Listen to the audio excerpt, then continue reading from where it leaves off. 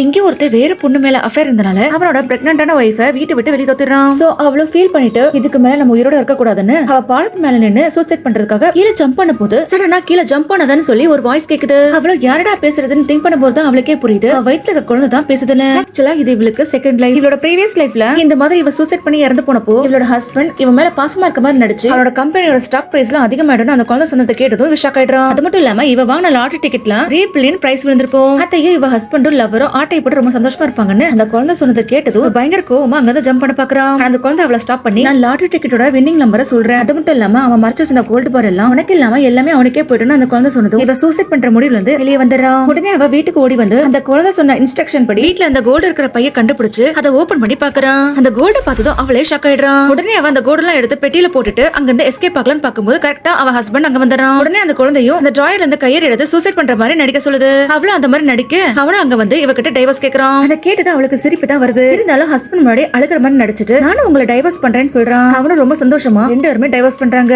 அவளும் அடுத்த லாட்டரி ஷாப்க்கு போய் அந்த குழந்தை சொன்ன நம்பர்ல லாட்டரி டிக்கெட் வாங்கிட்டு அவ அந்த எக்ஸைட்மெண்ட்ல கைய தூக்கும் போது கரெக்டா இவளோட எக்ஸ் ஹஸ்பண்டும் அங்க வந்து அந்த டிக்கெட்டை அவ கையில இருந்து புடுங்கிடுறான். உடனே அவன் கிட்ட ஃபைட் பண்ணி அந்த டிக்கெட்டை வாங்கிடுறான். அப்ப டிவில ஒவ்வொரு பாலா உருட்டி லக்கி டிக்கெட்டோட வின்னிங் நம்பரை சொல்றாங்க. இப்ப டிவில சொன்ன நம்பரும் இவளோட லக்கி டிக்கெட் நம்பர் ஒன்னா இருந்தனால வின் பண்ணிடுறான். அதை பார்த்ததும் ரெண்டு பேருமே ஷாக் ஆயிடுறாங்க.